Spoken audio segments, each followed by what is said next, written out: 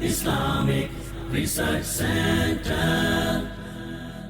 نحمده ونصلي على رسوله الكريم اما بعد فاعوذ بالله من الشيطان الرجيم بسم الله الرحمن الرحيم رب اشرح لي صدري ويسر لي امري واحلل عقدة من لساني يفقهوا قولي.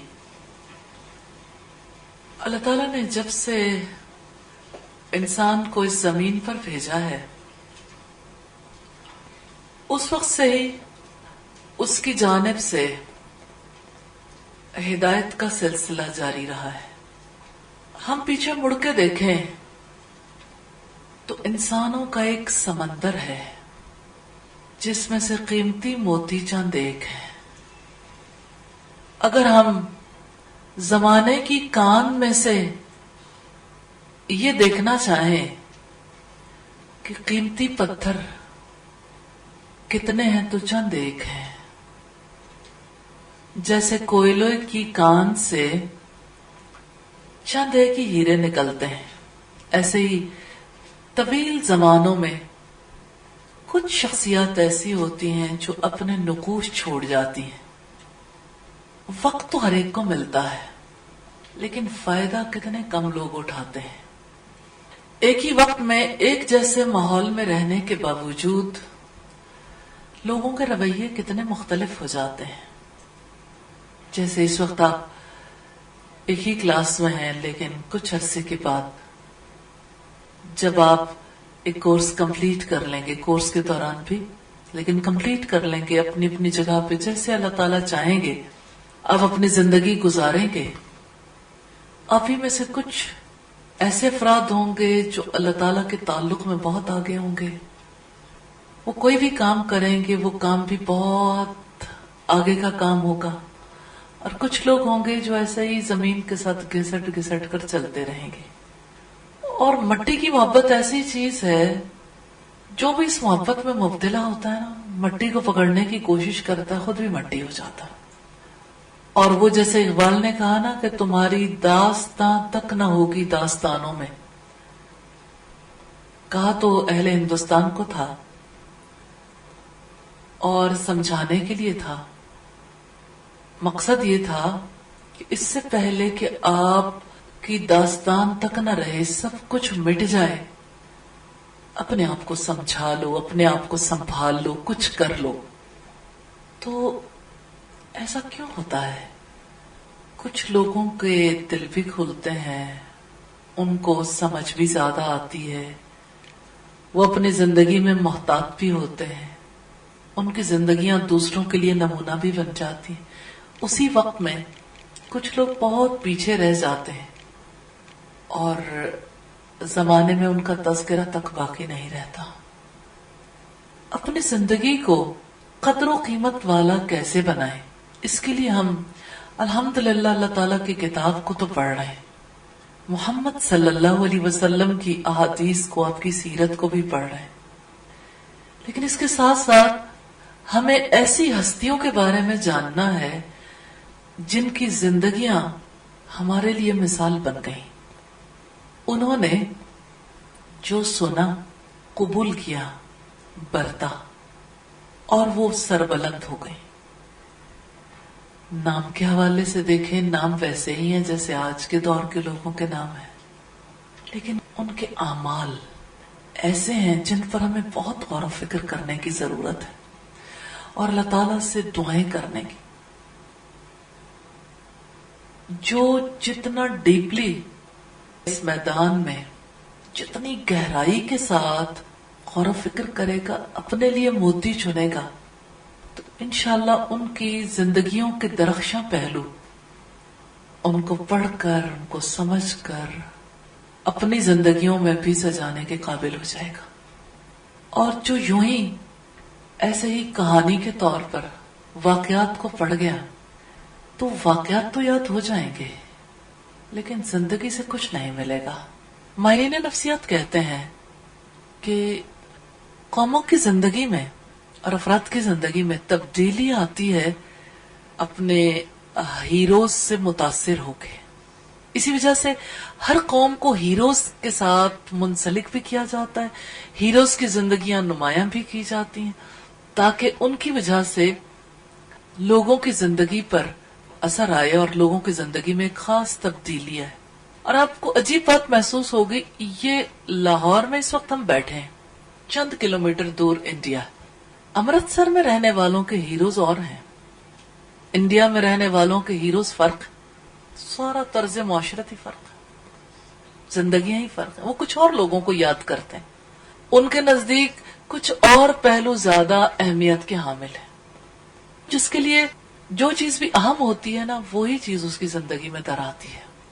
اور آپ عجیب بات دیکھیں گے کہ اگر آپ دوسری جانب دیکھیں، یعنی ایک طرف اگر آپ انڈیا کو دیکھیں، دوسری طرف چائنا کو دیکھیں، پاکستان کی ایک طرف چائنا لگتا ہے، افغانستان لگتا ہے، آئیڈیالوجی میں فرق ہے، کوئی شک کی بات نہیں، لیکن ہیروز میں بھی فرق ہے جن سے لوگ متاثر ہوتے ہیں. اور عجیب بات ہے، ہمارے لیے نئے ہیروز تلاش کرنے کی کوشش بہت کی گئی کہ ہیروز بدل جائیں گے نا تو قوم بدل جائے گی، لیکن مسلمان قوم ایسی ہے انہوں نے نئے ہیروز بھی قبول نہیں کیے اور پرانوں سے تعلق بھی نہیں رکھا، نہ خدائی ملا، نہ وصال صنم، نہ ادھر کے رہے نہ ادھر کے. ہاں ایسا ضرور ہے کہ جزوی طور پر کبھی کسی سے متاثر ہو جاتے ہیں، کبھی کسی سے، اور اس کی وجہ سے کوئی کلی تبدیلی نہیں آتی. حتیٰ کہ اگر ہم بحیثیت پاکستانی کے دیکھیں اور اگر ہم ساتھ والے ملک میں دیکھیں جیسے انڈیا ہے تو بڑا فرق ہے قائد اعظم کے ساتھ تعلق میں اور انڈیا والوں کے گاندھی کے ساتھ تعلقات میں یا نہرو کے ساتھ تعلق میں. وہاں پر سٹوری ڈیفرنٹ ہے، وہ اپنے ہیروز کے ساتھ ایک دلی لگاؤ رکھتے ہیں. اور اس چیز کو پوری دنیا میں اگر آپ سٹڈی کر کے دیکھیں گے آپ کو حیرت ہوگی. یعنی ہم پوری دنیا میں سے ایک نئی طرح کے لوگ ہیں جو اس خطے میں بستے ہیں، کیونکہ ہیرو بنانے کی کوشش کی گئی، ہیرو بنا نہیں، کسی نے اپنایا ہی نہیں. اگر یہ بات آپ کو مختلف لگتی ہے تو اپنی زندگیوں میں دیکھ لیں، کبھی زندگی میں قائد اعظم کی کوئی بات یاد آئی، کچھ کرتے رہیے. قائد اعظم کی زندگی کو اپنے لیے ماڈل بنایا. قطع نظر اس کے ہم اس بات پہ بات نہیں کریں گے کہ یعنی قائد اعظم کی زندگی کیسی تھی اور یہ ہے کہ آیا وہ ہمارے ہیرو ہیں یا نہیں. بات یہ ہے کہ ہر قوم جس آئیڈیالوجی پہ، جس نظریے پر یقین رکھتی ہے نا، جو کسی کا عقیدہ ہوتا ہے اس کے مطابق ہیروز کو قبول کرتی ہے. اگر ہیرو کسی اور نظریے کا ہے، کسی اور عقیدے کا ہے، تو دوسرے عقیدے والے اسے قبول نہیں کرتے، بھلے سے وہ ایک ہی جگہ پہ رہتے ہوں. تو الحمدللہ ہمارا وہ عقیدہ ہے جو الہامی ہے، اور دنیا میں بسنے والے، خواہ وہ مشرق سے تعلق رکھنے والے ہوں یا مغرب سے، جو بھی اس عقیدے کو ماننے والا ہوگا ان کے ہیروز وہی ہوں گے جو اس عقیدے کو ماننے والے کل تھے، جو آج بھی منظر عام پہ آتے رہیں گے، کیونکہ یہ سلسلہ کبھی ختم ہونے والا نہیں. اللہ تعالیٰ نے ہر دور کے لوگوں کو ایکولی چانس دیا ہے آگے جانے کا، اور اس امید کے ساتھ ہم آگے کا سفر جاری رکھیں گے کہ انشاءاللہ تعالی ہم ہر ایک کی زندگی سے اچھے پہلو اپنے لیے منتخب کرتے جائیں گے. اللہ تعالیٰ کی دی ہوئی توفیق سے اس سے مدد بھی مانگیں گے، اس کی دی ہوئی توفیق سے انشاءاللہ تعالی اپنی زندگیاں اس کے مطابق ڈھالتے جائیں. اللہ تعالیٰ ہم سب کو اس کی توفیق عطا فرمائے. ہم حیات صحابیات کو اس عرصے کے دوران انشاءاللہ تعالی دیکھیں گے اور ہر ہستی کے بارے میں خاص خاص پہلوؤں پر زیادہ توجہ دیں گے. لیکن جہاں تک ان کی پیدائش کا تعلق ہے یا جہاں تک ان کی شجرہ نسب کا تعلق ہے یا علاقے کا تعلق ہے یا ان کو کتنی حیات ملی یا ان کی شادیوں یا بچوں کا تعلق ہے، مختصراً ہم ان کے بارے میں دیکھیں گے، کیونکہ ظاہر ہے کہ یہ بھی شخصیت کے ساتھ ہی متعلق چیزیں، لیکن اصل چیز جس کے اوپر ہم نے توجہ کرنی ہے وہ ان کا عمل ہے. نبی صلی اللہ علیہ وسلم نے فرمایا جس کا عمل اس کو پیچھے کر دے، اس کا نسب اسے آگے نہیں کر سکتا. تو الحمدللہ یہ نسب والے بھی تھے اور عمل والے بھی تھے. سب سے پہلے جن کی زندگی کو ہم دیکھیں گے وہ ایسی خاتون ہے جن کے لیے رسول اللہ صلی اللہ علیہ وسلم علم اور ہدایت کی دعا کیا کرتے تھے. وہ جن کی تربیت رسول اللہ صلی اللہ علیہ وسلم نے کی، وہ جو اللہ تعالیٰ کی شریعت کو اپنے رشتوں پر ترجیح دینے والی تھی، وہ جو کثرت سے صدقہ و خیرات کرنے والی تھی اور اپنی اولاد کو سخاوت کی تلقین کرنے والی روشن مثال تھی، وہ جو صبر کرنے والی بیوی اور اپنی اولاد کو حق پر ثابت قدم رکھنے کے لیے حوصلہ دلانے والی ماں تھی، وہ حق گو اور جرأت مند خاتون جنہوں نے بیٹے کی شہادت پر حجاج بن یوسف سے کہا تو نے اس کی دنیا خراب کر دی اور اس نے تیری آخرت خراب کر دی. وہ بہادر خاتون جنہوں نے اپنے بیٹے سے کہا قتل ہو جانے کے ڈر سے اپنے دینی جذبات کو پامال نہ کرنا. وہ ذات النطاقین جن کے بارے میں رسول اللہ صلی اللہ علیہ وسلم نے خوشخبری دی کہ آپ کے اس کمر بند کے بدلے میں اللہ تعالیٰ آپ کو جنت میں 2 کمر بند عطا فرمائے گا. یہ صحیح بخاری کی روایت ہے 2979 نمبر پر. اسلام کی عظیم بیٹی، صبر کرنے والی بیوی، عظیم ماں، رسول اللہ صلی اللہ علیہ وسلم کے رفیق سفر ہجرت، خلیفہ اول سیدنا ابو بکر صدیق کی بیٹی اسما بنت ابی بکر کی عظمت کو سلام ہے کہ انہوں نے ایسی زندگی گزاری کہ ان کی زندگی آج ہر مسلمان بیٹی، ہر مسلمان ماں کے لیے مثال ہے. اللہ تعالیٰ نے آپ کو سیدنا ابو بکر جیسا باپ عطا فرمایا، رسول اللہ جیسا عظیم بہنوئی عطا فرمایا، زبیر بن عوام رضی اللہ تعالی عنہ جیسا شوہر اور عبداللہ ابن زبیر جیسا بہادر بیٹا نصیب فرمایا. اللہ تعالیٰ ان سے راضی ہو جائیں اور وہ اللہ تعالیٰ سے راضی ہو جائیں. صحابہ کرام اور صحابیات کے بارے میں جب ہم بات کرتے ہیں ہم کہتے ہیں رضی اللہ عنہ ورضوا عنہ، کیونکہ اللہ تعالیٰ نے اپنی کتاب میں ان کے بارے میں یہی فرمایا. یہ کتنا بلند رتبہ ہے. ہر پیچھے آنے والا دعا کرتا ہے رضی اللہ عنہ، اللہ ان سے راضی ہو جائے اور وہ اللہ تعالیٰ سے راضی ہو جائے.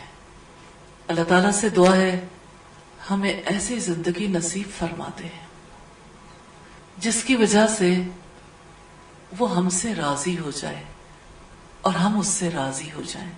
اللہ تعالیٰ ہمیں ایسی زندگی گزارنے کی توفیق عطا فرمائے جس کی وجہ سے آخرت میں وہ ہمیں اپنے پاس بلند مقام عطا فرمائے. ہم اسی مقصد کے لیے صحابیات کی زندگیاں جاننے کا، ان کے بارے میں پڑھنے کا آغاز کرنے لگے. اسما بنت ابی بکر صدیق کا خاندانی پس منظر دیکھیں گے. نام کے بارے میں تو آپ جانتے ہیں اسما، ان کے والد کا نام سیدنا ابو بکر صدیق رضی اللہ تعالی عنہ، جن کے بارے میں قرآن کہتا ہے ثانی اثنین، 2 میں سے دوسرا تھا. ساری امت قیامت تک انہیں ثانی اثنین کے لقب سے پکارتی رہے گی، تلاوت کرتے رہیں گے سبھی، کیونکہ وہ 2 میں سے دوسرے تھے. وہ دونوں جو غار میں تھے، وہ جب ایک نے کہا کہ انہوں نے ہمارے سر پہ کھڑے ہوئے نیچے نظر ڈال لی تو ہمیں چھوڑیں گے نہیں، تو اللہ کے رسول نے جواب دیا لا تحزن ان اللہ معنا، غم نہ کرو بے شک اللہ ہمارے ساتھ ہے. وہی ابو بکر صدیق جو آپ کے بعد خلیفہ اول بنے، وہ جنہوں نے غزوہ تبوک کے موقع پر اپنا سارا مال رسول اللہ صلی اللہ علیہ وسلم کے سامنے لا کر رکھ دیا. سفر ہجرت کے موقع پر بھی سارا مال لے کر روانہ ہو گئے. تو ابو بکر صدیق رضی اللہ تعالیٰ عنہ کے والد نابینا تھے. انہوں نے گھر والوں سے پوچھا کیا تمہارا باپ سب کچھ لے گیا؟ ذہین بیٹی نے دادا کی تسلی کے لیے پتھر لیے، ان پہ کپڑا ڈالا، جہاں مال پڑا تھا وہاں دادا کا ہاتھ لگوایا کہ بہت کچھ ہمارے لیے چھوڑ گئے، اور دادا بھی مطمئن ہو گئے۔ موقع پہ حالات کی نزاکت کو بھانپتے ہوئے ایسا ڈیسیژن کرنا فراست والی مومنہ کے لیے ہی ممکن تھا۔ آج بھی ان کی زندگی سے ہمیں یہ سبق ملتا ہے کہ موقع پر کیسا طرز عمل اختیار کرنا چاہیے حالات کو کول رکھنے کے لیے۔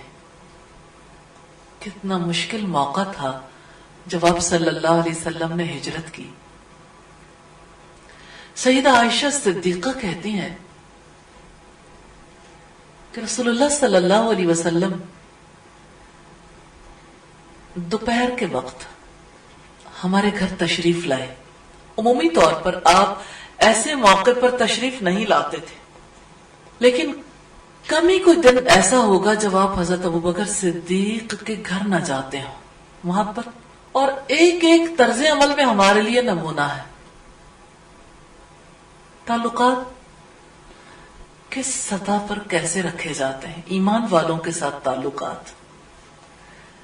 آپ کا جو تعلق حضرت ابوبکر صدیق کے ساتھ تھا، اس تعلق کی وجہ سے آپ کہا کرتے تھے کہ اگر میں دنیا میں کسی کو خلیل بناتا تو ابوبکر صدیق ہوتے ہیں، لیکن میں نے اللہ کو اپنا خلیل بنایا۔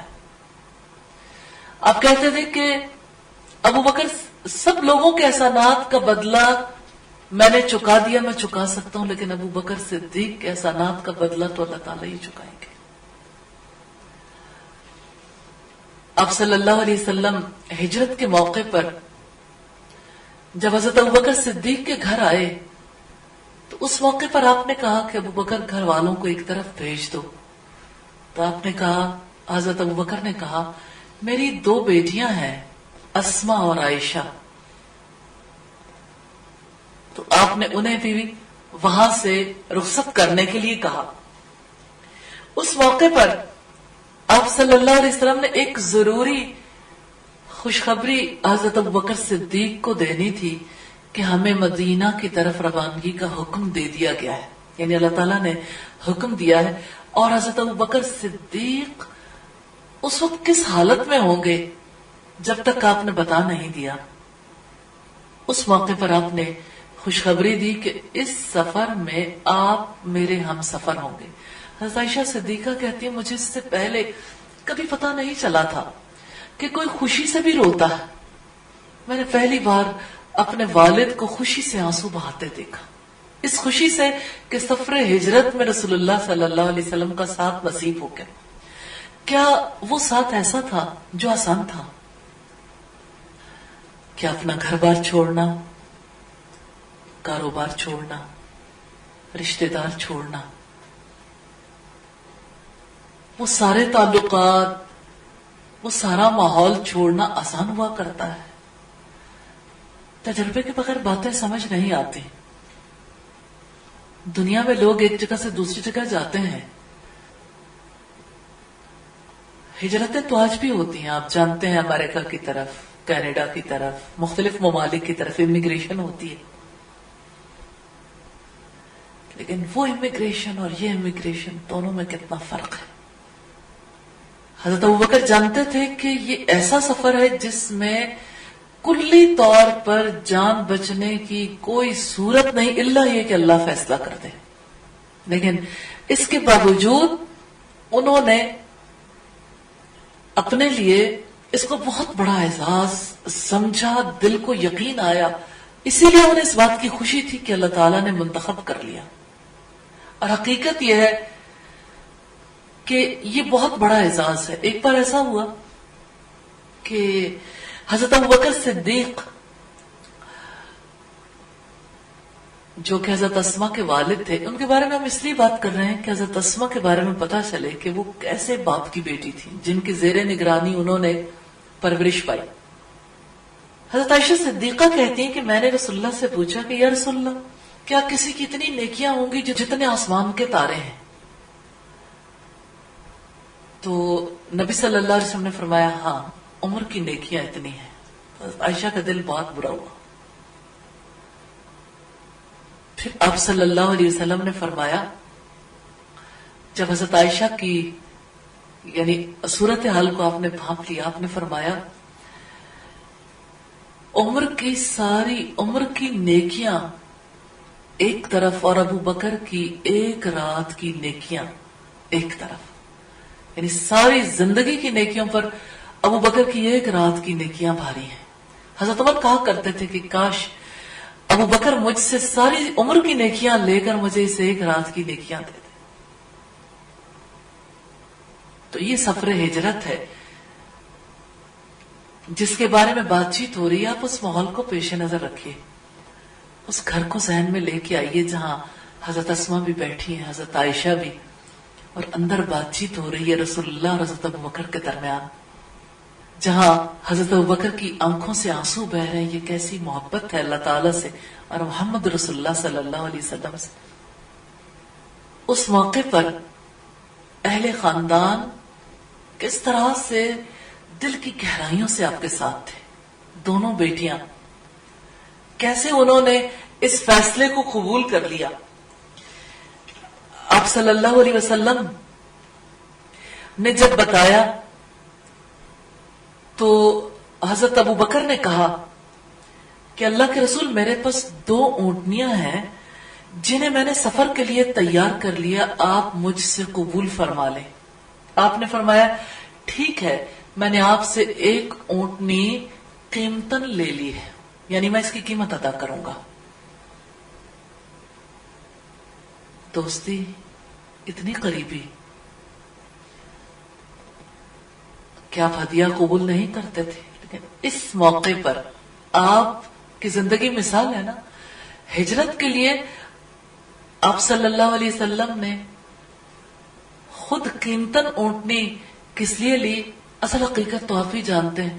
جو بات ہمیں سمجھ میں آتی ہے وہ یہ کہ آپ کی زندگی مثال تھی.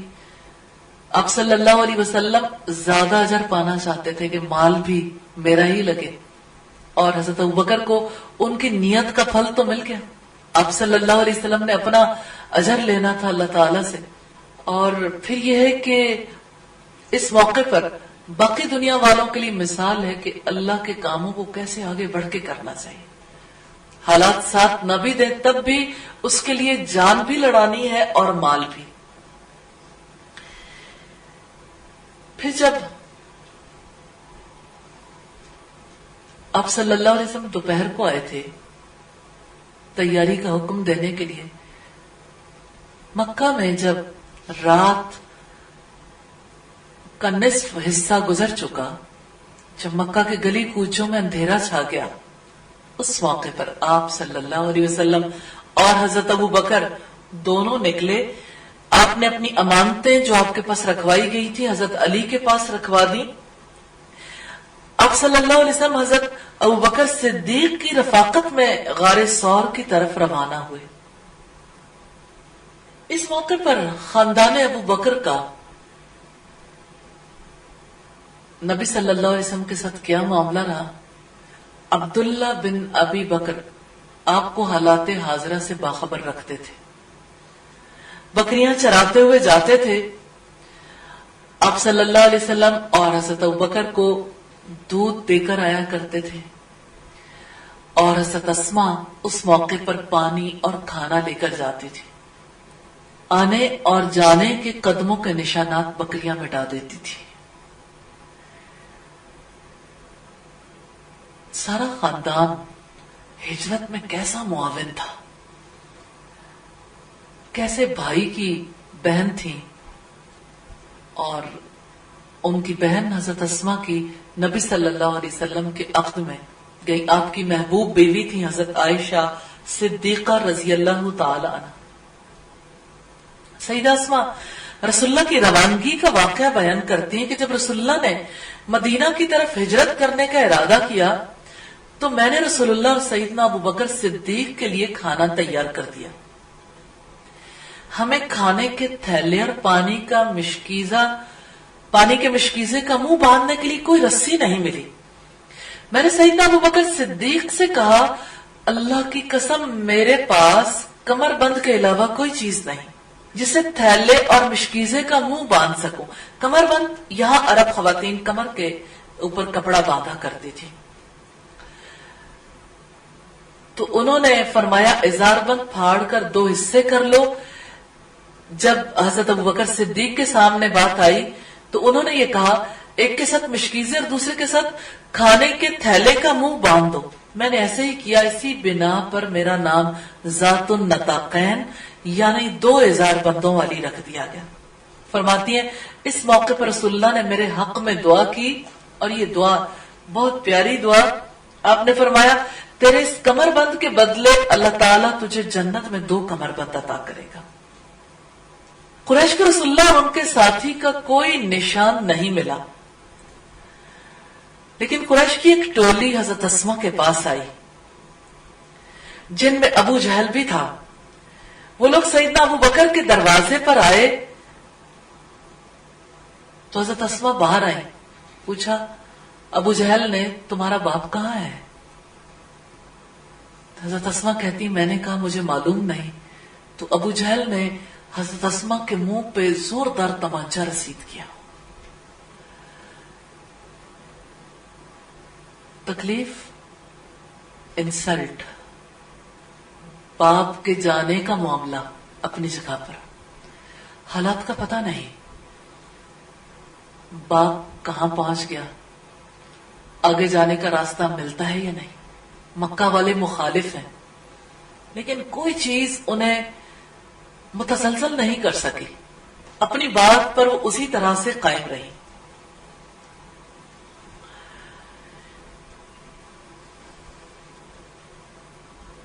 کہتی ہے کہ تھپڑ سے میرے کان کی بالی دور جا گری اور پھر قریشی واپس چلے گئے. یہ بخاری کی روایت ہے. یہ سیرت ابن ہشام کی روایت ہے 225 نمبر پیج پہ. اور امام احمد بن حنبل اپنی سند سے بیان کرتے ہیں کہ سیدنا اسما بنت ابی بکر سے روایت ہے کہ جب رسول اللہ سفر ہجرت پر روانہ ہوئے تو آپ کے ساتھ سیدنا ابو بکر صدیق بھی روانہ ہوئے. سیدنا ابو بکر نے اپنا سارا مال 5000 یا 6000 درہم ساتھ لے لیے. فرماتی ہیں ہمارے پاس ہمارے دادا جان ابو قحافہ آئے، نابینا تھے. کہنے لگے اللہ کی قسم میرے بیٹے نے تمہیں ذاتی اور مالی صدمہ پہنچایا. یعنی خود بھی چلا گیا، مال بھی لے گیا. کہتی ہے میں نے کہا دادا جان ایسی بات نہیں ہے، وہ ہمارے لیے بہت سا مال چھوڑ گئے ہیں. کہتی ہے میں نے گھر کے روشن دان میں کچھ سنگریزے رکھ کر ان پر کپڑا ڈال دیا جہاں میرے ابا جان درہم و دینار رکھا کرتے تھے. پھر میں نے ان کا ہاتھ پکڑ کر کہا دادا جان اپنا ہاتھ رکھیے، دیکھیے وہ ہمارے لیے کتنا مال چھوڑ گئے. تو انہوں نے کہا اگر وہ اتنا مال تمہارے لیے چھوڑ گئے پھر بہت ٹھیک ہے، اس نے بہت اچھا کیا، مشکل وقت میں تمہارے کام آئے گا. فرماتی ہیں اللہ کی قسم انہوں نے ہمارے لیے کوئی چیز نہیں چھوڑی تھی، لیکن میں نے چاہا اس طریقے سے میں بوڑھے دادا جان کو تسلی دے دوں. یعنی اگر سے دادا نے باپ کی برائی کی تھی لیکن دلی محبت تھی. اس سے پتہ چلتا ہے کہ رشتوں کا دھیان کیسے رکھا جاتا ہے. بوڑھوں کے ساتھ اگرچہ وہ تکلیف دہ بات بھی کریں لیکن ان کی تسلی کے لیے کیسا طریقہ اختیار کرنا چاہیے. یہ روایت مسند احمد میں والیوم 6 پیج 350 پر ہے. سیدہ اسما کے بارے میں ایک بڑی خاص بات ہے.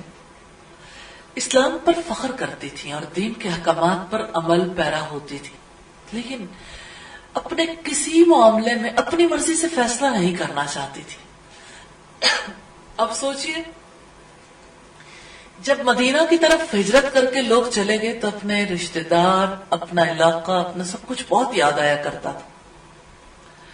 حضرت عائشہ نے ایک بار حضرت بلال اور حضرت ابو بکر کے بارے میں بھی رسول اللہ کے پاس آ کر یہ شکایت کی کہ حضرت بلال اور ابو بکر صدیق رضی اللہ تعالیٰ عنہ دونوں بخار میں روتے بھی ہیں اور مکہ کو یاد کرتے ہیں اور شعر پڑھتے ہیں. تو آپ صلی اللہ علیہ وسلم نے دعا کی تھی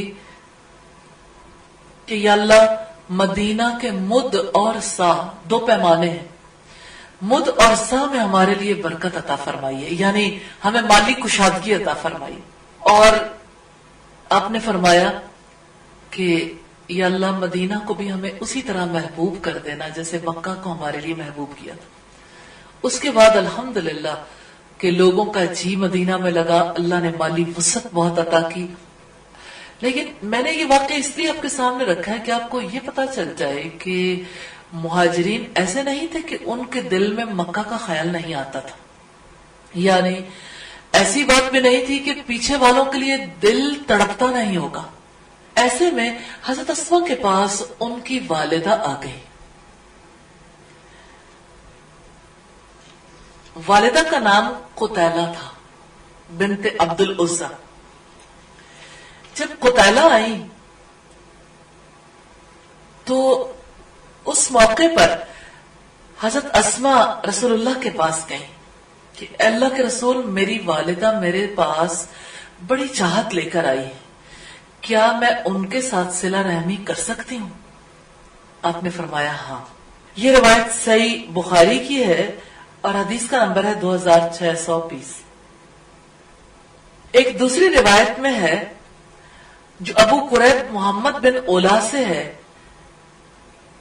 کہ سیدہ اسما کہتی ہیں کہ میرے پاس میری والدہ اس دور میں آئی جبکہ رسول اللہ نے قریش کے ساتھ معاہدہ کر رکھا تھا. میری والدہ مشرکہ تھی. میں نے رسول اللہ سے فتویٰ طلب کیا کہ میری والدہ میرے پاس مجھ سے ملنے کی چاہت لے کر آئی ہے، کیا میں اس سے مل سکتی ہوں؟ آپ نے فرمایا ہاں، تم اپنی والدہ سے ملو. سیدہ اسما نے اپنی والدہ کو اپنے گھر میں داخل ہونے سے روک رکھا تھا. یہ اسلام کے ساتھ وابستگی ہے، یہ ہے تعلق. اصل محبت کرنے والے خالص لوگ ایسے تھے. ماں کا رشتہ بہت قریبی رشتہ ہے، لیکن ماں بھی اگر مشرکہ ہے، ماں بھی اگر اسلام پر نہیں ہے تو ماں کو ترجیح نہیں، اللہ کے رسول کی بات کو ترجیح، اللہ اور اللہ کے رسول کی بات کو ترجیح. کہ اگر وہ اجازت دیں گے تو ماں باپ سے ملیں گے، اگر وہاں سے اجازت نہیں ملے گی تو ماں باپ سے بھی نہیں ملیں گے. تو والد تو ان کے الحمدللہ اللہ تعالیٰ کے رسول کے دوست تھے. آپ صلی اللہ علیہ وسلم نے والدہ کو بھی جب ملنے کی اجازت دے دی تب حضرت اسما نے انہیں گھر میں داخل ہونے کی اجازت دی. حضرت اسما نے اللہ کی شریعت کو اپنی خواہشات پر اور اپنی محبت پر ترجیح دی. ہم سے بھی یہی مطلوب ہے. ترجیحات بدلنی چاہیے، پرائرٹیز کو چینج ہونا چاہیے. مسلمان وہ ہے جس کے لیے دین پہلی ترجیح پر آ جائے. اور اس بارے میں سورہ لقمان میں ہمیں واضح طرز عمل ملتا ہے، اللہ تعالیٰ کی ہدایت کیا کرنا چاہیے. آیت نمبر 14 ہے جس میں رب العزت نے فرمایا کہ اگر وہ دونوں آپ پر دباؤ ڈالے کہ آپ شرک کرو تو ان کی اطاعت نہ کرنا، لیکن وَصَاحِبْهُمَا فِي الدُّنْيَا مَعْرُوفًا، ان کے ساتھ دنیا میں اچھے طریقے سے رہنا. ایک اور بات بڑی خاص ہے جو عمومی طور پر موقع پر لوگوں کے ذہنوں سے نکل جاتی، اسی طرف میں حضرت اسما کے واقعے کے حوالے سے توجہ دلانا چاہتی ہوں. رب العزت نے فرمایا وَاتَّبِعْ، اور پیروی کرو سَبِيلَ مَنْ أَنَابَ إِلَيَّ، اس شخص کے راستے کی جس نے میری طرف رجوع کیا، جس نے دین اسلام کی پیروی کی. پھر ایسے موقع پر گائیڈ لائن اس سے نہیں لینی جس نے اللہ کی طرف رجوع نہیں کیا. اسلام معیار مقرر کر دیتا ہے کہ آپ نے رہنمائی کہاں سے لینی ہے. دنیا میں والدین کے ساتھ اچھے طریقے سے برتاؤ ضرور کرنا ہے، اطاعت نہیں کرنی اگر وہ اللہ کی اطاعت نہیں کرتے. اگر وہ اللہ کی اطاعت کے علاوہ کسی اور کی اطاعت کرنے کا حکم دیتے، کسی اور راستے پہ لگانا چاہتے، یہ زندگی کے لیے لیسن لے لیں، سبق سیکھ لیں، اللہ سے دعائیں کر لیں. یہ بہت قیمتی بات ہے، قیمتی رویہ ہے، نصیب والوں کو ملتا. اور اب دیکھ لیں حضرت اسما کو اللہ تعالیٰ نے اتنا بلند مرتبہ عطا کیا، اگر وہ بھی اپنی مرضی کو ترجیح دینے والی ہوتی تو انہیں یہ مقام نصیب ہوتا. تو بیٹا یاد رکھیے گا، اندر ہی اندر خود سے اپنے فیصلے نہیں کر لیتے. حضرت اسما کہاں گئی تھی؟ نبی صلی اللہ علیہ وسلم کے پاس. یہ میں یہاں پہ رک کے بات اس لیے کر رہی ہوں کہ بہت لوگ جو دین پڑھ بھی جاتے ہیں، جب انہیں کو مشورہ لینا ہوتا ہے تو اپنے جیسوں سے مشورہ کر لیتے ہیں. جب انہیں گائیڈ لائن لینی ہو کہیں اور سے جا کے لے آتے ہیں. جب دین آپ کی پہلی ترجیح پر ہے تو جہاں سے آپ کو دین مل رہا ہے، جو دین سکھا رہے ہیں، وہاں سے بات کریں. جس معاملے میں سب سے زیادہ اہم رول پلے کر رہا ہے وہاں سے آپ رہنمائی لیں گے. حضرت اسما کی زندگی میں ہمارے لیے سبق ہے، اور تمام صحابہ کرام اور صحابیات کی زندگی میں ہمارے لیے سبق ہے. اب آپ دیکھ لیں، طویل زندگی ہے، یہ نہیں پتا اس طویل زندگی کا اختتام کس لمحے ہو جائے، کیونکہ ہم تو اسے طویل دیکھتے ہیں اس اعتبار سے کہ آپ کی عمر ابھی چھوٹی ہے اور ابھی آگے کا سفر عمومی طور پر اگر دیکھیں تو بڑھاپے تک کا سفر بہت ہے. لیکن اگر زندگی پہلے ختم ہو جائے تو اللہ کی مرضی ہے، وہ تو اللہ تعالیٰ جیسے چاہیں کر سکتے ہیں. اتنی طویل زندگی میں کیا آپ اس طرز عمل کو اختیار کر سکتی ہیں؟ اپنے آپ سے پوچھیے گا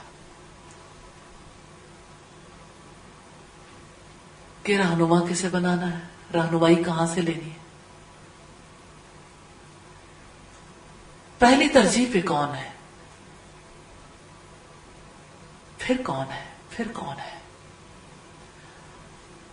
اگر آپ اس بات کو سمجھ گئے تو اللہ تعالیٰ کی طرف سے رحمت ہو جائے گی. یہ بہت بڑی بات ہے،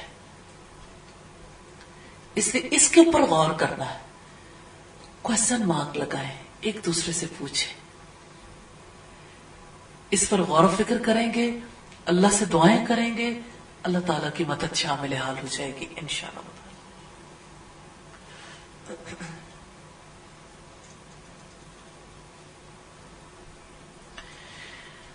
سیدہ اسما کا تقوی روز روشن کی طرح واضح اور آفتاب اور مہتاب کی مانند آشکار تھا. ان کی زندگی کی سب سے اہم بات یہ تھی کہ وہ ہر قسم کے شکوک و شبہات سے مبرہ اور پاک تھی. یعنی اسلام پر عمل پیرا ہونے کے لیے ان کے دل میں کوئی شک نہیں تھا. یہ بالکل واضح تھا کہ پہلی ترجیح پر کون ہے، پھر کون ہے، پھر کون ہے، میں نے زندگی کیسے گزارنی ہے. دیکھیے ہر شخص کو اپنے زندگی میں فیصلے کرنے کی بھی ضرورت ہوتی، گائیڈ لائن لینے کی بھی ضرورت ہوتی. تو حضرت اسما کی زندگی کو ہمیشہ اپنے سامنے رکھیے. جتنا جتنا کسی کو اللہ تعالیٰ کی طرف سے فہم ملے گا، جتنی حکمت ملے گی، اتنا ہی دین کے راستے پہ عمل، دین کی سمجھ بھی آئے گی اور دین پر عمل پیرا ہونا بھی آسان ہو جائے گا. اور نبی صلی اللہ علیہ وسلم نے فرمایا، مَن یرد اللہ بہ خیرا یفقہہ فی الدین، جس کے ساتھ اللہ تعالیٰ بھلائی کا ارادہ کرتا ہے اس کو دین کی سمجھ عطا کرتا ہے. تو یہ دین کی سمجھ ہے، یہ سچی سمجھ ہے. اللہ تعالیٰ ہم سب کو نصیب فرمائے. سیدنا علی ابن ابی طالب کے بارے میں آپ جانتے ہیں کہ جب نبی صلی اللہ علیہ وسلم ہجرت کے سفر کے لیے روانہ ہوئے تھے تو انہیں اپنے پیچھے امانتیں سپرد کرنے کے لیے چھوڑ گئے تھے. پھر حضرت علی جب مکہ سے مدینہ کے لیے نکلے تو آل نبی کے ساتھ سفر ہجرت پر روانہ ہوئے.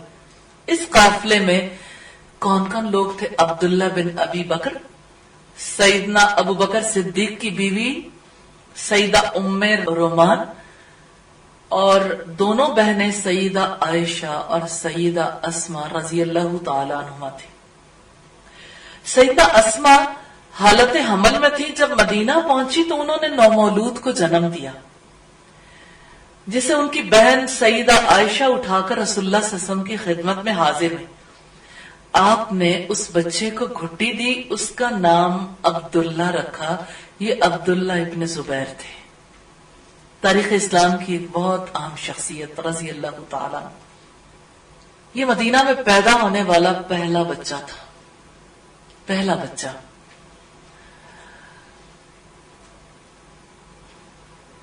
سیدنا اسما کی زندگی کا ایک بڑا اہم پہلو بحیثیت بیوی کے تھا.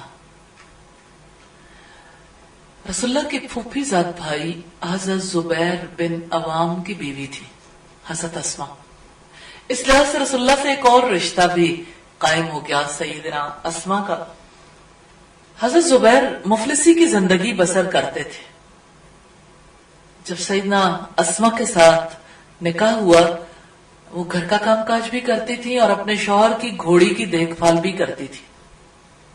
اور شوہر سخت مزاج تھے، یعنی اتنا کام کرنے کے باوجود شوہر سیدھے منہ بات نہیں کرتے تھے. حضرت ابوبکر صدیق کے پاس آ کر انہوں نے اپنے شوہر کے بارے میں بات کی تو حضرت ابوبکر نے انہیں صبر کی تلقین کی. پھر سیدنا زبیر کی مالی حالت بہتر ہو گئی. گھریلو خوشحالی نے ان کے مزاج پر اثر نہیں ڈالا، نہ طرز معاشرت پر. سیدہ اسما دل کی بڑی غنی تھی. دنیاوی چمک دمک ان کی طبیعت پر اثر انداز نہیں ہوتی تھی. یہ بات بھی بڑی اہم ہے.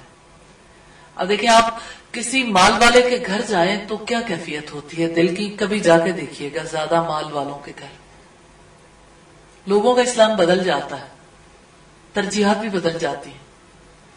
اپنی زندگی کے بارے میں لوگ سوچنا شروع کر دیتے ہیں کہ اپنی زندگی کو کس طرح سے اس پیٹرن پر لے کے آئیں. لیکن وہ کیسے لوگ تھے جن پر چمک دمک اثر انداز نہیں ہوتی تھی. یقیناً ہر ایمان والی بچی اور خاتون کو، ہر ایمان والے شخص کو اسی معیار پر آنا ہے کہ دنیا کی چمک دمک سے متاثر نہیں ہونا. انشاءاللہ کسی کا مال ہے، مال کسی کا بھی وہ ہاتھ کی میل ہے، جس کو اللہ چاہے دے دے، جب چاہے واپس لے لے. مال کی وجہ سے کسی کا قد بلند نہیں ہو سکتا. اور کوئی اگر بے مال والا ہے تو اس کی وجہ سے اس کی قدر و قیمت ختم نہیں ہو سکتی. قدر و قیمت تو ایمان اور تقوی کی وجہ سے ہے. رب العزت نے فرمایا ان اکرمکم عند اللہ اتقاکم، کہ بے شک تم میں سے عزت والا وہ ہے جو زیادہ متقی ہے. حقیقت یہ ہے کہ عزت تقوی کے ساتھ ہے، اور تقوی اللہ تعالیٰ کی ہدایات کے مطابق زندگی بسر کرنے والے کے اندر رہتا. حضرت اسما کثرت سے صدقہ و خیرات کرنے والی تھی. جب بیماری میں مبتلا ہونے کے بعد شفا یاب ہوئی تو انہوں نے اللہ کا شکر ادا کرتے ہوئے اپنے غلام آزاد کیے اور اپنی اولاد کو سخاوت کی تلقین کیا کرتی تھی. انفقوا وتصدقوا ولا تنتظروا الفضل، خرچ کرو، صدقہ و خیرات دو، فراوانی کا انتظار نہ کرو. یہ بہت پیاری بات ہے. میں اس بات کے پیچھے بھی کچھ بات آپ سے کرنا چاہوں گی کہ حضرت اسما کیسے اتنی صدقہ و خیرات کرنے والی ہو گئی. نبی صلی اللہ علیہ وسلم نے ایک بار انہیں فرمایا، پلو سے باندھ لینے والی خاتون تھی، رسول اللہ کی نصیحتوں کو، کہ اے اسما گن گن کر نہ رکھو، گن گن کرنا تو ورنہ اللہ بھی گن کر دے گا. ایک بار آپ نے فرمایا اسما تھیلی کا منہ یا بندھن باندھ کر نہ رکھو، آپ اگر بند کر کے رکھو گے تو اللہ تم پر رزق بند کر دے گا. مراد یہی تھی. تو سیدہ اسما رسول اللہ کی زیر تربیت رہی تھی. اسی وجہ سے خود تو انہوں نے سیکھا، لیکن کتنی بڑی بات انہوں نے سیکھی اور سکھائی. اپنی اولاد کو خرچ کرو، صدقہ و خیرات دو، فراوانی کا انتظار نہ کرو کہ اللہ اور دے گا، پھر اور آئے گا تو دیکھیں گے. یعنی یہ کام تو سدا ہی جاری رکھنا. حقیقت یہ ہے کہ سیدہ اسما نے اپنے والد کی نصیحت کو اپنی اولاد کی طرف منتقل کیا. اپنے بیٹے عبداللہ کو بلند اخلاق کے جوہر سے آراستہ کیا. سیدنا زبیر مشرکین کے ساتھ مقابلہ کرتے وقت اپنے بیٹے عبداللہ کو سواری پر اپنے پیچھے بٹھا لیا کرتے تھے تاکہ وہ لڑائی کا فن سیکھ لیں، شاہ سواری میں مہارت پیدا کر لیں. وہ اپنے والد سے اس کا درس لیا کرتے تھے. وہ میدان حرب میں مقابلے کا مشاہدہ کیا کرتے تھے. سیدہ اسما نے اپنے بیٹے میں دین الہی کے غلبے کے لیے بہادری کا جوہر پیدا کیا اور اسے ہر گھڑی حق کا ساتھ دینے کے لیے تیار کیا تھا. ایک دن سیدہ اسما اور سیدنا زبیر بن عوام کے درمیان جھگڑا ہو گیا. سیدہ اسما نے اپنے بیٹے عبداللہ سے تعاون چاہا. سیدنا زبیر بن عوام ظاہر ہے کہ اپنی ضد کے پکے تھے. جب وہ ان دونوں کے پاس اندر آنے لگے تو سیدنا زبیر نے غضبناک ہو کر کہا اگر تم اندر آئے تو تیری والدہ کو طلاق دے دوں گا. عبداللہ ابن زبیر اپنی والدہ کو گھٹن سے نجات دلانا چاہتے تھے. دل کڑا کر کے اندر چلے گئے اور زبیر بن عوام نے اپنی بیوی سیدہ اسما کو قطعی طلاق دے دی. اس طرح ان دونوں میں ہمیشہ کے لیے جدائی ہو گئی. سیدہ اسما نے اپنے بیٹے کے ساتھ رہائش اختیار کر لی. نبی کریم صلی اللہ علیہ وسلم سیدہ اسما کے لیے علم اور ہدایت کی دعا کیا کرتے تھے. سیدہ اسما کے حوالے سے ان کے علم کے لیے جو دعا ہے اور ہدایت کے لیے آپ صلی اللہ علیہ وسلم ان کی تربیت کے لیے کتنی کوششیں کیا کرتے تھے. ایک بار سیدہ اسما نے ایک دوپٹہ اوڑھ رکھا تھا.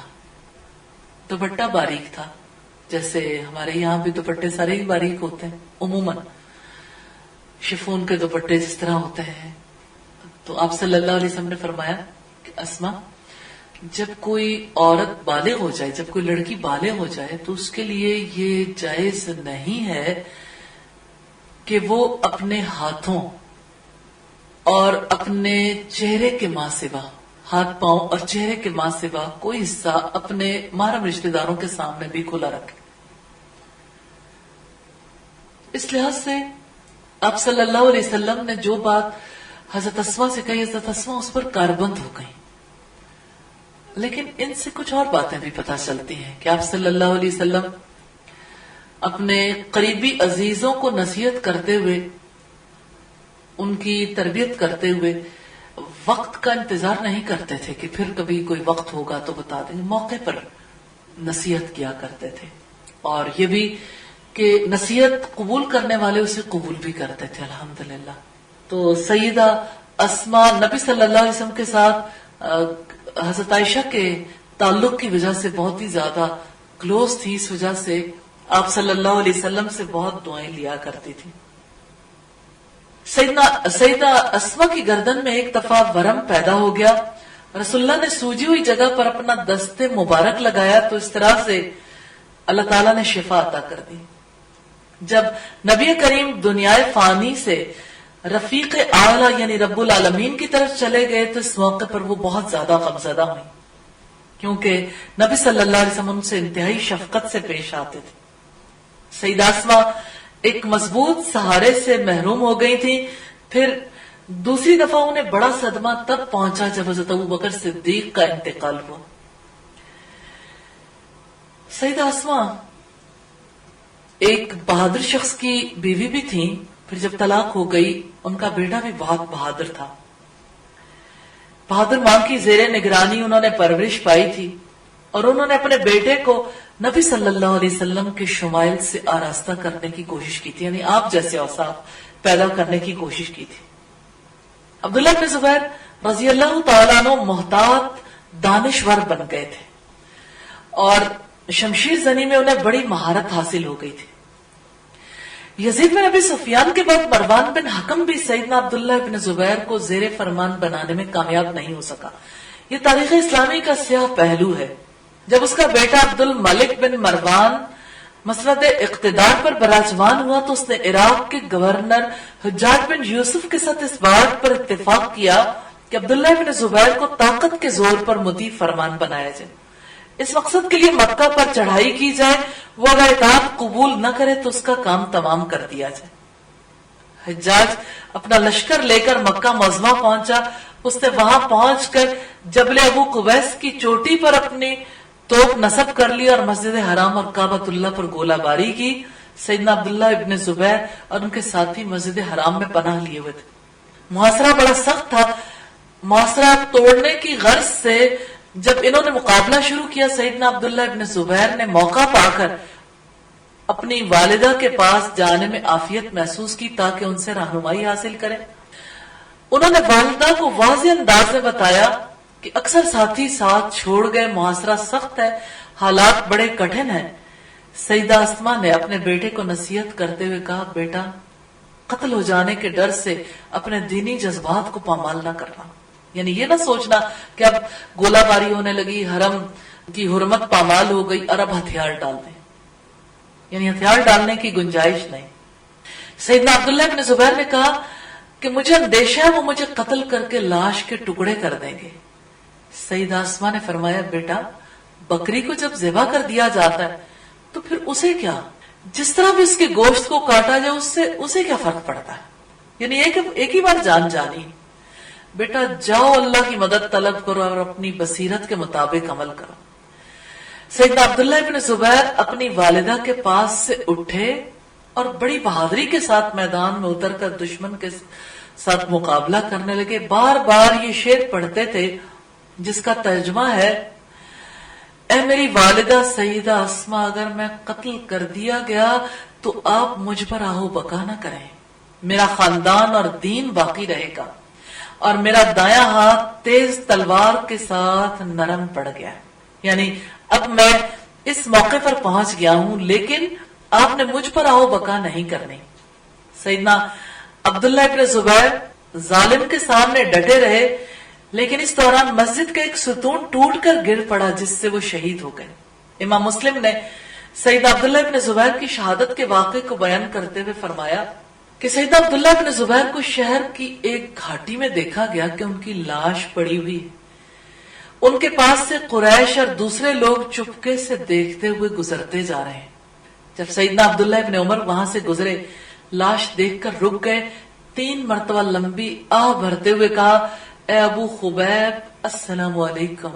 پھر غمزدہ ہو کر 3 مرتبہ کہا، اے ابو خبیب میں نے تجھے اس مقابلہ آرائی سے روکا تھا، اللہ کی قسم میری معلومات کے مطابق تو روزے دار، عبادت گزار اور صلہ رحمی کرنے والا تھا، اللہ کی قسم تو امت کا ایک بہترین فرد تھا۔ یہ کہتے ہوئے سیدنا عبداللہ ابن عمر وہاں سے چل دیے۔ حجاج کو سیدنا عبداللہ ابن عمر کے وہاں رکنے اور ان کی باتوں کا پتہ چل گیا۔ اس نے سیدنا عبداللہ ابن زبیر کی لاش کو تختہ دار سے اتارنے کا حکم دیا اور اسے یہودیوں کے قبرستان میں پھینک دیا گیا۔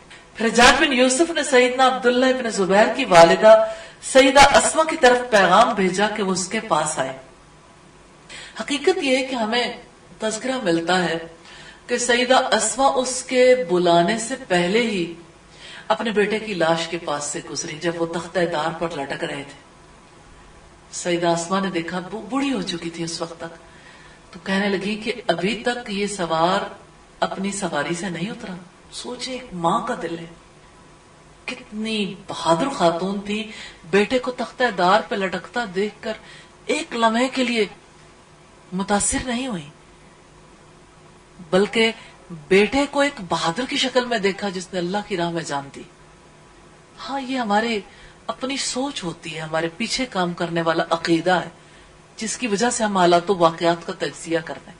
جب ہم حالات و واقعات کا تجزیہ کرتے ہیں اس وقت پتہ چلتا ہے کہ عقیدہ کیا ہے۔ تو سیدہ اسما کو حجاج بن یوسف نے بلوایا تو انہوں نے اس کے پاس جانے سے انکار کر دیا۔ اس نے دوبارہ پیغام بھیجا، بہتر یہی آپ میرے پاس آئیں۔ سوچیں حجاج نے کیسی بات کی، نبی صلی اللہ علیہ وسلم کی بیوی کی بہن سے کہنے لگا کہ آپ میرے پاس آئیں ورنہ میں کسی ایسے شخص کو بھیجوں گا جو تجھے سر کے بالوں سے پکڑ کر گھسیٹ کر میرے پاس لائے گا۔ سیدہ اسما نے یہ بات سن کر پورے جوش و جذبے سے کہا، جاؤ اس کو کہہ دو میں تیرے پاس نہیں آؤں گی، یعنی اگر یہ بات ہے تو میں نہیں آؤں گی۔ پھر حجاج نے جوتے پہنے اور اکڑتا ہوا اتراتا ہوا چلا اور سیدہ اسما کے پاس پہنچ کر کہنے لگا، دیکھ لیا اپنے بیٹے کا انجام، میں نے اللہ کے دشمن کے ساتھ کیا سلوک کیا ہے۔ سیدہ اسما نے کمال صبر اور حوصلے کا مظاہرہ کرتے ہوئے فرمایا، تو نے اس کی دنیا خراب کر دی اور اس نے تیری آخرت خراب کر دی۔ پھر فرمانے لگی، مجھے پتا چلا ہے کہ تم میرے بیٹے کو ذات النطاقین کا فرزند کہہ کر پکارتے ہو۔ ہاں مجھے اپنے ذات النطاقین ہونے پر فخر ہے۔ میں نے ہجرت کے موقع پر اپنے کمر بند کے 2 حصے کیے، ایک کے ساتھ میں نے رسول اللہ کے کھانے کے تھیلے کا منہ باندھ دیا۔ پھر فرمایا کہ ہمیں رسول اللہ نے قبیلہ ثقیف کے بارے میں ارشاد فرمایا۔ آپ جرأت دیکھیے، اقبال کہتا ہے، آئین جواں مرداں حق گوئی و بے باکی، اللہ کے شیروں کو آتی نہیں روباہی، یعنی یہ جو لومڑی جیسا کام ہے نا، چلاکیاں کرنا، یہ اللہ کے شیروں کو نہیں آتا. وہ تو سیدھی کھری سچی بات کہتے ہیں، جیسے سورہ الاحزاب کی آیت نمبر 71 میں ہے، قولوا قولا سدیدا، سیدھی سچی کھری بات کرو. تو حضرت اسما کے اندر اس حکم پر عمل کو دیکھیے گا. جس نے بیٹے کو اس مقام تک پہنچایا، اس سے کہا کہ رسول اللہ نے قبیلہ ثقیف کے بارے میں ارشاد فرمایا، اس میں ایک کذاب اور ایک تباہی مچانے والا ہوگا. کذاب تو ہم نے دیکھ لیا، میرا خیال ہے تباہی مچانے والے تم ہو. اب آپ سوچیے اس نے کتنی بڑی دھمکی دی تھی. حجاج خاموشی سے اٹھ کر چلا گیا اور کوئی جواب نہیں دیا. یہ صحیح مسلم کی روایت ہے 2545 نمبر پر. سیدنا عبداللہ ابن زبیر کی لاش کو تختہ دار پر لٹکائے جانے کے بعد عبداللہ ابن عمر مسجد حرام میں داخل ہوئے تو انہیں بتایا گیا کہ ام عبداللہ سیدہ اسما بنت ابی بکر مسجد کے کونے میں تشریف فرمائے. آپ ان کی خدمت میں حاضر ہوئے. انہیں دلاسا دیتے ہوئے فرمانے لگے، ان جسموں کی کوئی بات نہیں، اصل معاملہ تو روحوں کا ہے، وہ اللہ تعالیٰ کے پاس محفوظ ہو جاتی ہیں. آپ صبر سے کام لیں، ہر دم اللہ سے ڈرتی رہیں. کچھ دنوں کے بعد سیدہ اسما بھی سفر آخرت پر روانہ ہو کر اپنے بیٹے سیدنا عبداللہ ابن زبیر کے پاس پہنچ گئیں. حقیقت یہ ہے کہ ہر ایک نے اس دنیا سے چلے جانا ہے، لیکن سلام ہے ان پر جنہوں نے اپنی زندگیوں کو مثال بنا دیا، جنہوں نے ایسی زندگی گزاری جو حق گوئی والی زندگی تھی. ہاں سوچئے، کس زندگی میں ہمیشہ سچ بولنا ہے، جرأت کردار کا مظاہرہ اور کس زندگی میں کرنا ہے، سچائی کس زندگی کے لیے، امانت کس زندگی کے لیے، ایفائے عہد کس زندگی کے لیے، عدل اور حیا کس زندگی کے لیے، اور دین کو ترجیح دینی ہے تو کس زندگی میں. زندگی ایک ہی ہے، یہی زندگی ہے جو تیزی سے گزرتی چلی جا رہی ہے. تو بات یہ ہے کہ اس زندگی سے اپنے لیے کچھ لینا ہے. اور وہ جیسے پٹواری میں ہمارے دادا جان نے یہ شعر کہا تھا کہ نہ گھن ٹھیکری نہ دے درے یگانا، قیمتی موتی دے کر ٹھیکری جیسی چیزیں مت خریدو، ملے سے ہاتھ لگ ویسی زمانہ. ہاتھ ملتے رہ جاؤ گے، وقت گزر جائے گا. تو بیٹا یہ وقت گزر جانا ہے، وقت کسی کا نہیں رہتا. کامیاب وہی ہے جو اس وقت میں اللہ رب العزت کی پسند کی زندگی گزارتا ہے. نبی صلی اللہ علیہ وسلم نے فرمایا ذاق طعم الایمان، اس نے ایمان کا مزہ چکھ لیا. من رضی باللہ رب، جو اللہ کے رب ہونے پہ راضی ہو گیا، وبالاسلام دینا، اور اسلام کے دین ہونے پر، وبمحمد نبی رسول، اور محمد صلی اللہ علیہ وسلم کے نبی اور رسول ہونے پر راضی ہو گیا. سلام ہے سیدہ اسما پر جنہوں نے عظیم ماں کا کردار ادا کیا، صبر کرنے والی بیوی کا، جنہوں نے ایسی اولاد کی تربیت کی کہ وہ اولاد بھی دین کے لیے قیمتی سرمایہ ثابت ہوئی. سلام ہے ان پر جنہوں نے اپنے دین کی حفاظت کی، جنہوں نے نبی صلی اللہ علیہ وسلم کی سنت سے کبھی انحراف نہیں کیا، جنہوں نے اسلام کو پہلی ترجیح پر رکھا. اللہ تعالیٰ سے دعا ہے ہمیں ان کے نقش قدم پر چلنے کی توفیق عطا فرمائے. الحمدللہ آج ہم نے ایک قیمتی زندگی کے بارے میں دیکھا. جس وقت پہ ہم بات کرتے ہیں اس وقت پہ وہ باتیں اثر انداز ہوتی ہیں، وقت گزر جاتا ہے اور باتیں بھول جاتی ہیں. اس لیے یہ وقت بھی گزر نہ جائے. اس وقت کے گزر جانے سے پہلے ہم اس وقت کو اپنے لیے قدر و قیمت کا حامل بنا سکتے ہیں. قدر و قیمت کا حامل بنانے کے لیے ضرورت اس امر کی ہے کہ آپ حضرت اسما کی زندگی سے دیکھیں کہ اپنے لیے کیا لینا ہے. اپنی زندگی کے لیے جو کچھ لینا چاہتے ہیں اس کو رائٹ ڈاؤن کر لیں اپنے لیے. جب آپ رائٹ ڈاؤن کریں گے آپ اپنی ایک نوٹ بک بنائیں گے چھوٹی، جس پہ آپ اپنا جائزہ لیتے رہیں گے. اس نوٹ بک میں صرف جائزہ لینے والی باتیں رہ جائیں گی. جب جب اللہ تعالیٰ آپ کو توفیق دے گا، اس کے بہت سے حصے آگے بنا لیں، اس کے بہت سے خانے بنا لیں، ایک جانب آپ سعید آسما کی زندگی سے جو باتیں آپ نے اپنے لیے لینی وہ باتیں لکھ لیں. آگے جس تاریخ کو آپ اسے کبھی ریوائز کریں گی پھر دیکھیں گی کہ اچھا اب میری زندگی میں یہ چیز ہے یا نہیں. لیکن آپ جانتے ہیں کہ مادی طور پر جو چیزیں ہوتی ہیں وہ بھی انسان کو خوشیاں دے جاتی ہیں، جیسے ہیرے جواہرات موتی. انسان ان کی وجہ سے یہ فیل کرتا ہے کہ اچھا یعنی پریشیس چیزیں میرے پاس ہیں. لیکن جس وقت اتنی قیمتی چیزیں ہمارے سامنے سے بار بار نظروں کے سامنے سے بھی گزرتی ہیں، ہم اپنے دل سے اور اپنے پوری قوت کے ساتھ صلاحیت کے ساتھ غور و فکر کرتے ہیں تو اپنا محاسبہ کرتے ہوئے بار بار ایک عجیب سی کیفیت دل کے اندر پیدا ہوتی ہے کہ وہ تو زمانے میں معزز تھے، میں کیوں نہیں؟ وہ ایسے تھے تو ہم کیوں نہیں؟